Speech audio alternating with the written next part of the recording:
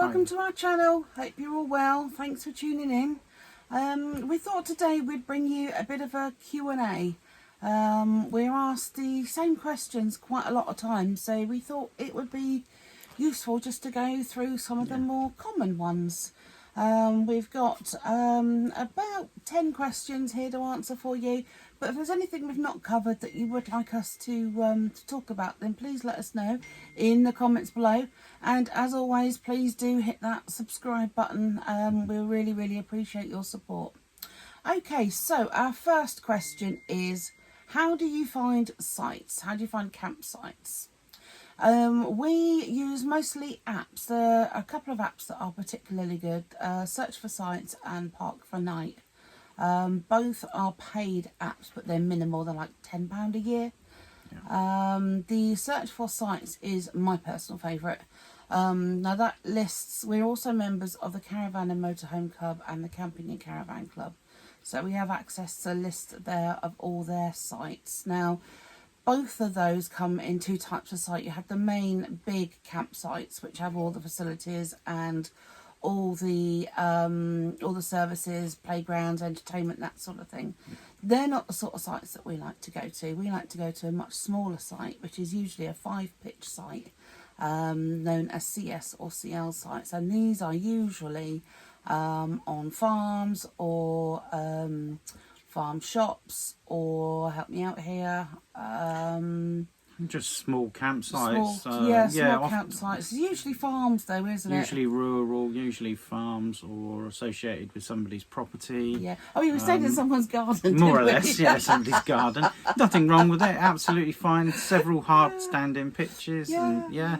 Bless her, she was a 90-year-old lady, and we've got the big trees on the back of the van, and apparently it confused her a bit because she thought the garden landscape had changed. But so we've had a few interesting places, but those are generally the best ones. They're cheaper, they're easier to get into. You can generally phone them the same day or the day before and just say, do you have a pitch for tonight, tomorrow? And usually they will. Certainly the larger club sites we found have been full or booked every time we've tried to contact them, and that's even in January, February. So they're not. We were booking yesterday, weren't we? I think we tried 3 sites before we can get into one for today. Yeah, and I was really surprised actually because only early March. Yeah, early March in South Wales. It's not the busiest of places, but that's what happens often with these clubs, with these camping and caravan club sites is because they're well known and because people are members, they tend to book up. So sometimes the independent campsites end up being your best option. They're also listed on the app as well. But we don't really like campsites. We only stay on campsites when we have to. And we'll get to that in a little bit. But we stay on campsites about twice a week, but that's more through necessity than want. Yeah, generally. Our favourite is to wild camp. What is wild camping? It's just where you use sites which aren't campsites. Yes, so it's car parks, it's forestry, park ups, it's cliff top parking.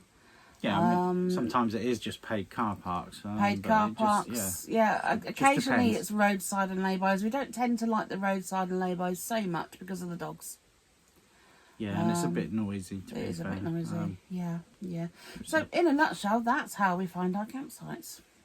Cool. Next question is, how do you do washing, showering, etc.? Difficult. It was one we struggled with to begin with, wasn't it? But there are lots of these big, the big outdoor industrial machines, often linked to service stations or big garages. Yeah, so they're really good. So places like Revolution Laundry. That's Revolution. They're really good because you don't even need coins. No. You can, on a lot of them, you can just pay by card. They have the detergent and softener provided. They're a little bit pricier, but very convenient if you're passing a nearby service. And you can usually park really close, can't you? It just sends you a text when your washing's done, and you just sit in the van for, it's only never more than about half an hour, 45 minutes. About half an hour of wash and half an hour to an hour of drying, yeah. Yeah, so they're nice they're and quite quick. good. Other than that, it's small laundrettes or on campsites. But to be fair, you know, a lot of the campsites don't have laundry facilities. And if they do, they want loads of coins. Yeah. And they're not very keen to supply you with the coins. They're not, so no.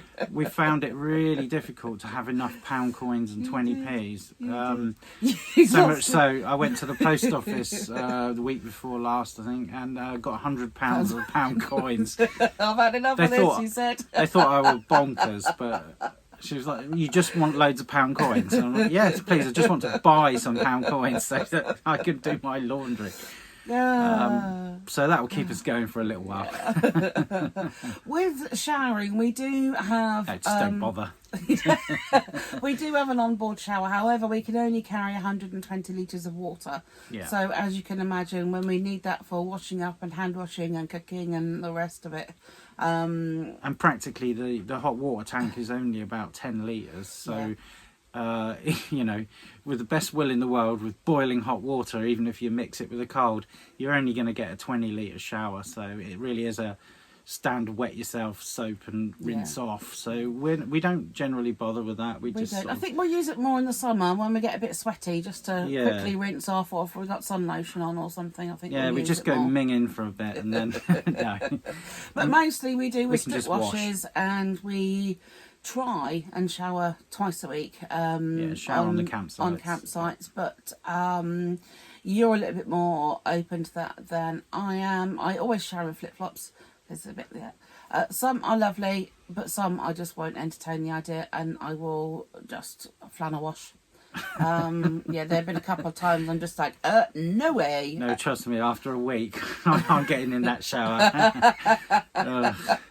There's nothing like a hot shower. Oh, it doesn't. It doesn't. And this lifestyle really makes you appreciate the feeling of being clean, doesn't it? It's just like, really nice. It's wonderful. You don't appreciate it when you can just jump in a shower anytime you want at home. But yeah, no, it's really, really nice. Yeah. Really nice. Question 3: how do you keep warm? Very easily. The van is toasty. Yeah, I mean, it uses a fair bit of gas to do that, but we've got gas heating, and also the heating system will run off of electric as well when we're on site and we have hookup. So that's good as well. So that will save us on the gas. But we have 2 large gas tanks which are refillable with LPG. So we just fill up at petrol stations and other LPG filling stations. And that's actually quite cheap, isn't it? It's not bad. You know, for fuel, it's about £30. £30 to fill up the tank, and it lasts 2 to 3 weeks. Yeah, so it's less than £15 a week on heating. And I must admit, I mean, at the moment we are keeping the van pretty warm. We have the heating on low overnight. Yeah. And it's quite easy to keep the van warm. I love to wrap up in a blanket anyway. In the evenings, I used to do it even, in the house. So yeah, we're never cold. No, we tend to just wear a few more layers and set it up. Yeah. I mean, you could heat it up to 20 easily, but we tend to set it at more like 16. And the back of the van always gets so much hotter, so It you does. have to be careful, because you don't want to go to bed and be roasting in 20 degrees heat when it's only 15 up front. So it's about getting the balance. And that's primarily because the back is better insulated and the heating system is under the bed. So the bedroom is warmer than anywhere else in the van. The front, if we're sitting down the front of the van, that gets cold a lot easier. So so keeping warm really isn't an issue. It's fine. We've had some really cold snaps since we've been living this lifestyle, and I've never really been cold, apart from the one time when the gas ran out.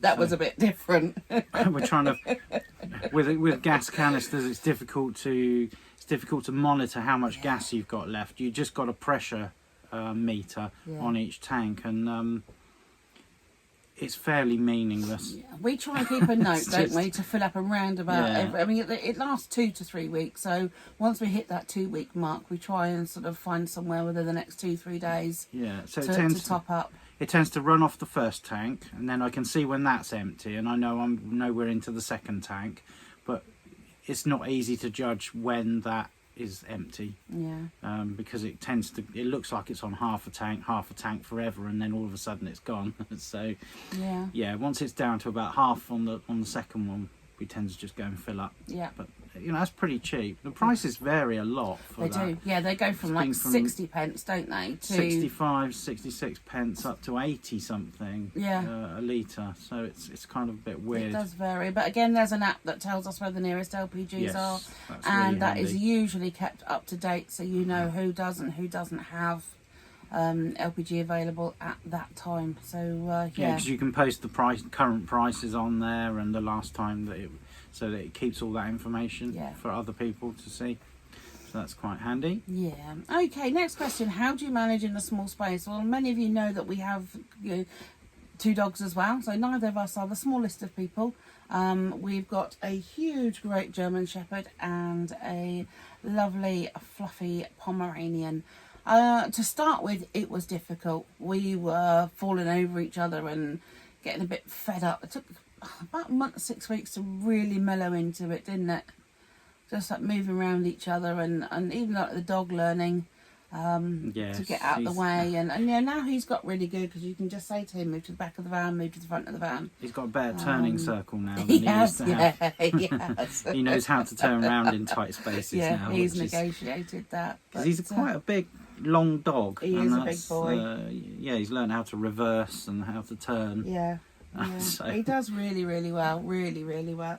And you really struggled, didn't you, to begin with? But, I still do sometimes. But you're a lot better with it. I think when it comes to the space, I think the kitchen is the thing that gets you down more, because there is just no space. No, you can't cook anything complex. No, we're having to learn to eat slightly differently. A few weeks ago, we tried to do a stir fry, didn't we? Forget it. You were just like, nope. And I begged for pancakes the other night. It's like, this isn't going to work. This isn't going to work. And it did, though. It worked well. Yeah, it took an awful long time to heat the pan up, but once the pan's hot, then it's not so bad. Yeah, the gas rings aren't really man enough for decent cooking. You could probably stir fry a portion for half a person, I think, effectively, but enough food for 2, forget it. But it's about just learning to cook in a different way, isn't it? Rather than having lots of don't do that kind of ingredients food. and lots of pots and pans, you kind of just try and do it differently. And we've actually come up with some really nice new recipes. Well, we do eat out more than we did, but then that's part of the lifestyle, because when we go places, we do try and support the community.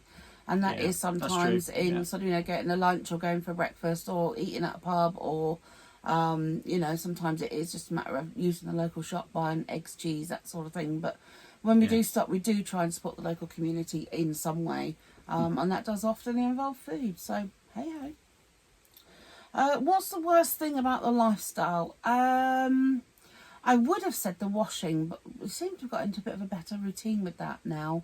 For me, I think it's lack of planning. I do like to be what's the word? We do things last minute and not plan. Spontaneous? Yes. No, I don't think so. I do like to be sort of spontaneous, but it has kicked us in the teeth a few times. The other day we were like, there's this park up, there's that park up, and we ended up in the middle of Bristol for 2 hours, and we both got quite frustrated. But then it was our own fault, because it was dark, we hadn't planned, we hadn't thought it through. Well, we had planned, but it didn't go to plan, and that's just how it is sometimes. We didn't set off till really late either. I mean, we didn't set off. off. You should have set off earlier. Like 5 o'clock. So driving through middle of Bristol in rush hour really wasn't a good idea. But time just runs away sometimes, and you just don't know. Particularly when we're working and we're doing stuff, we just get so involved in what we're doing. We're like, my God, where did that 3 hours go? Oh, it's getting dark. Yeah. We need to get move on. Yeah, it's fine if the park ups that you've looked at and sorted out turn out the way they are, but sometimes they're just not what you were expecting. No. Doesn't matter how good the app is or how much you look on Google Maps and have an inspection. Sometimes when you get there, it just isn't suitable. No. This is a big van. It's 7.4 meters, so it's not a small thing you can sneak into a car space. It's it does require some forward planning. And it does. And some people put on these park for night apps, and they're obviously in like a transit van or something, or a van conversion, smaller, and they're like, yeah, this is great, and you get there in a motorhome and you think, I am never going to get through there. It's like that one in Bristol. We wouldn't have even got in the entrance. No. It was too tight. Too tight. Yeah. Way too tight. Yeah. So what worst thing about the lifestyle for you? Is it the same? Is it sort of the planning, or what is? I think the space thing. I think it's for me. But we did sometimes feel like I'm trapped and I can't go anywhere. It's not. But we did know that this is going to be the hardest time, because obviously we're in the van most of the time because it's cold. It's often wet. When the better weather comes, we can open out more. We can put chairs out. We can have the awning out, and bring the outside in much more. I think we'll spend much less time in the van in the coming months as soon as the warmer weather arrives. So I think for us to have done this now and kind of had the harder months first, it's only going to get better. Yeah, I think when the weather is not so good, it limits what we can do. Yeah. We tend to go out in between showers, and but sometimes the rain is relentless. 2 or 3 days of relentless rain, and you think, well, there's not an awful lot of point in us doing much. I mean, we get on with business stuff and other does keep us busy. Other bits and bobs. Does keep us busy. Okay. Next question. How do you keep the van clean inside and out? Well, being such a small space, that's not particularly tricky. We have a little rechargeable hoover, which is great. Good. It's a little square thing. Little dustpan and brush, which is handy to get in all the corners. We have some. That is the hoover. It's the hoover. It's diddy little dinky thing. It's got a couple of attachments, a pointy one, and a brush. Yeah. Is that and a dustpan and brush? It kind of pretty much does it. Yeah. Yeah. Yeah, we've got some runners and some doormats down. The van does come with carpet. We haven't got the carpet down purely because of the dogs coming in and out with their muddy paws. I think we will use the carpet eventually, just not at the moment. So yeah, we've got rugs that we can just take out and beat and brush off. Yeah. So yeah, that works really well. And that's amazing. This thing, it's fantastic. Strips pet fur off of carpets, rugs and stuff. It's amazing. It literally, honestly, with the big hairy dog, this carpets can become just absolutely caked in hair in 2 or 3 days. Just in a day, yeah. And that strips them clean. Yeah, and so it does make really a big useful. difference when those carpets are clean. I don't even know what this is. Your mum gave it to us. She did, It's yeah. sort of like got small teeth on it, and it just rips. It does make a big difference when the carpets are clean. It makes the van feel really clean. Good old, wet cloth rubbed around. Kitchen cleaner in the kitchen, bathroom cleaner in the bathroom. And outside, clean it. Yeah, when we can. We were given with the van, weren't we? We were given a cleaning kit, so you got a big long arm brush. Yes, a big long 3-metre pole. And a fantastic bucket with a little filter in it, so the dirty water sits in the bottom. Yeah, so that's quite useful. But that only gets done properly. About once a month. Yeah, once a month or so on a campsite. Yeah, and then again, it's mostly sort of due to weather. We do try. The van is beautiful, and we do try and keep it clean. We get lots of comments, and we get a lot of attention in the van, so we do try and keep it nice. Well, and I've also got an extendable ladder, which is kept in the boot, but it basically is like a telescopic ladder that building inspectors use, so I can get up onto the roof and solar panels up there. Yeah, clean the solar panel, because that's important to do every so often. Otherwise, the dust and dirt on it reduces the efficiency. And at this time of year, we don't get much sun, so if we want to get any charge from that, we need to keep it relatively clean. We do. Yeah. Next question. Do you have a TV? We do. Yeah. We have a TV that sits in the corner that we can pull out into the middle of the van. You can see it behind the canister. It pulls out. Up. Where are we? Up there. Up there. It's tucked behind it. It pulls out into the middle of the room. Middle of the room there.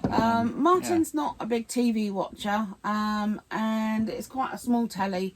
So I do find when we watch it, I have to leave my glasses. So what we are tending to do, because we are together all day, we kind of sort of do our own thing in the evenings, and we've both got noise cancelling headphones, and we will kind of just do our own thing. So I do tend to watch a lot of TV on my iPad rather than on the actual telly. It sounds better through the headphones. You get a good stereo, and the screen's much nearer. So yeah, not that we watch a lot of telly. Twice a week maybe. Yeah, not very much. You probably don't even watch that. No. You're just not interested, are you? Next question. Do you get bored? Now, I thought we would have loads of time on our hands when we did this, and I was worried about filling in time and getting new hobbies and just wondering what we're going to do with ourselves, but that is so not the case. No. Locking down takes quite a while. Keeping things tidy takes quite a while, and it's very easy for the little corners to get untidy. So every couple of days we'll sort of focus on a particular area and have a sort out, because it's so easy just to get stuff in and dump it, and sort of, you know, like the washing and that sort of sits in the basket for a couple of days, and the clean washing, that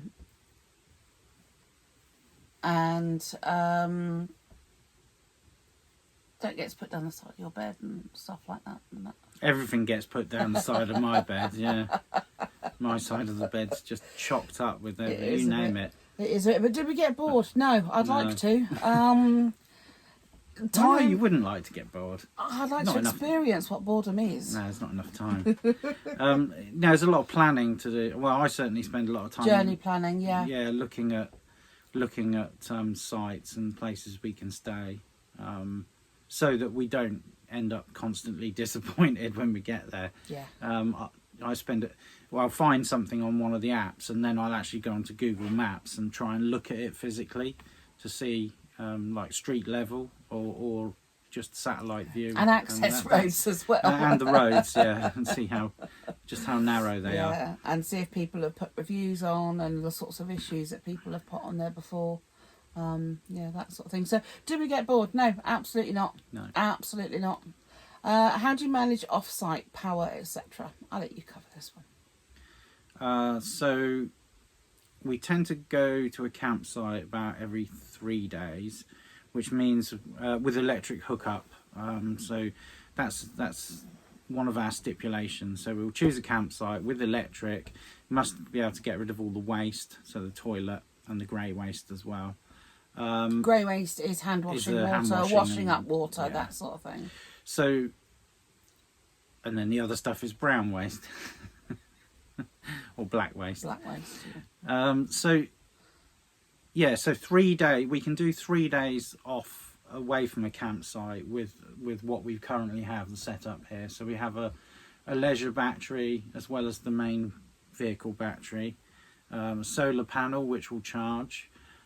You've also got the Jackery, haven't you, as well, which you've invested in? Yeah, I have a large freestanding battery which is 500 watts, and we charge that up every time we're on the site, and that gives us enough battery power to run laptops and computers. When you want to actually plug something, a plug socket in, the Jackery is brilliant. Because it's got an inverter in it as well, so it's not just a 12-volt battery that you can plug USBs into.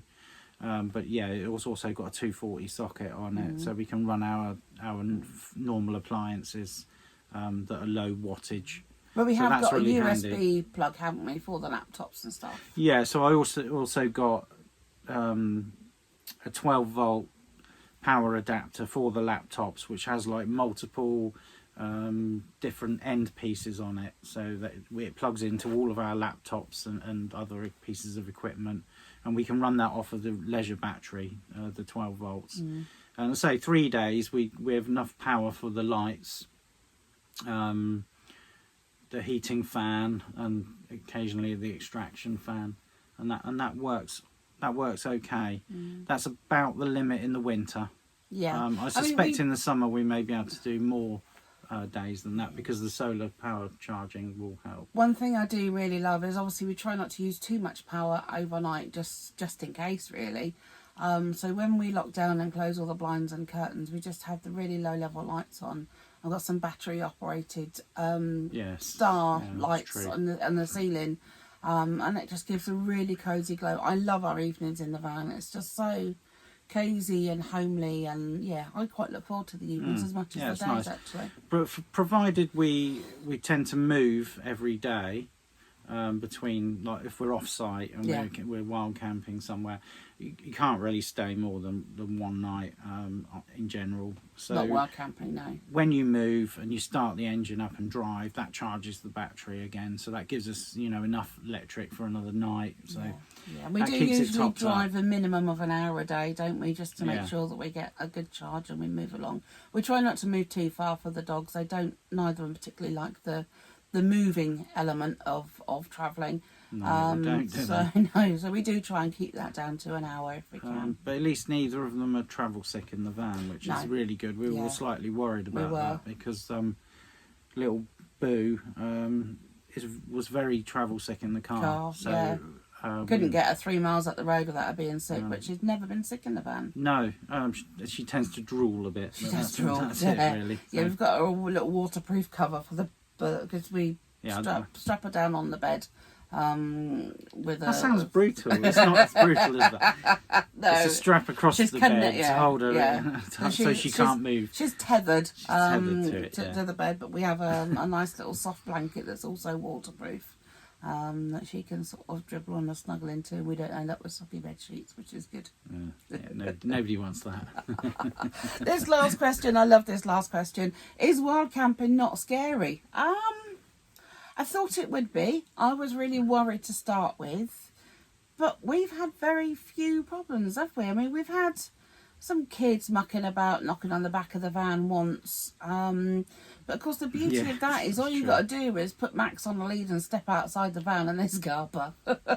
Yeah, I didn't see anyone after that. That was the end of that problem.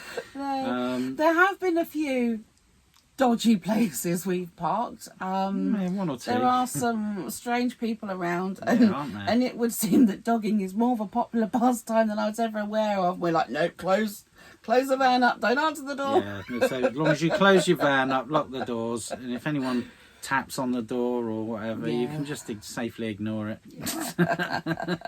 It'll just be some dogger who's looking for entertainment. The only time is Martin sometimes goes to meetings if we're in a built-up area, and he'll go off for a couple of hours and I'll just stop in the car park, and he's very good because unless I feel safe, he doesn't leave me. But generally that's been okay. We've been quite lucky, haven't we, with where we've chosen to stop so far. Yeah, and I've been on my own. Well, also that's early evening as well, so that tends to be okay. Not too bad. The worst places are wild camping, stopping in built-up areas. Yeah. So like in town centre car parks and stuff, because it's noisy, it's busy till late, and then you get curious drunk people. Yeah. That's I think it's more of a risk when you're in built-up city areas than it is, for example, compared to being out in the wild. I mean, we stopped in one place, I think it was New Year's Day, Deer Park. It's like a forestry commission park. We parked there and it was foggy and it was pitch black. Yeah. We were totally alone, there was no one around, but actually that's because there's nobody around. Who in their right mind is going to go to that car park in the middle of the night? And if they do, you just get up and drive away if anyone causes you trouble. So, we have hydraulic legs on the van for extra leveling, which is much better if we do use it, because with any of us moving around the van, it sort of rocks and tilts quite a lot, particularly overnight with the dog moving around. So we do use that where we can, but depending on sort of how obvious we want to be about whether we're just stopped or whether we're camping, we don't always use the legs, do we? No, you have to kind of judge each place and decide whether you really want to look like you're staying there or maybe it's just parked and left. But yeah, we've not had any real problems at all. No, I was very wary about it to start with. I'm very nervous, but actually I much prefer the wild camping. The parking up, looking out on the sea or from a cliff top or a reservoir, or beautiful lambs in a field or whatever. Much rather that than be looking at a whole bunch of caravans end on end on a campsite. Or sandwiched in between a load of cars in the city centre car park. I mean, that's not much fun. but sometimes, you know, sometimes we have to do that. But there are 1 or 2 places now that are starting to put in larger spaces for motorhomes and stuff for overnight stays in car parks, and that's looking better, I think. There is a big campaign to put in what's called airs, and that's basically car parks with limited services, so basically toilet emptying and water refill, which is a lot of what they do in Europe. There's a lot of airs in Europe, but the UK are catching up, which is all good. So thank you so much for your time. I hope this Q&A has been of interest. If there's anything you'd like us to cover, any more questions, put it in the comments underneath. Absolutely. And don't forget to hit that subscribe button. Wherever it is. Alright guys, thanks for your time. Take care. Bye bye. Thanks for watching today's video, and we look forward to seeing you next time when we head to Wales for the next leg of our journey.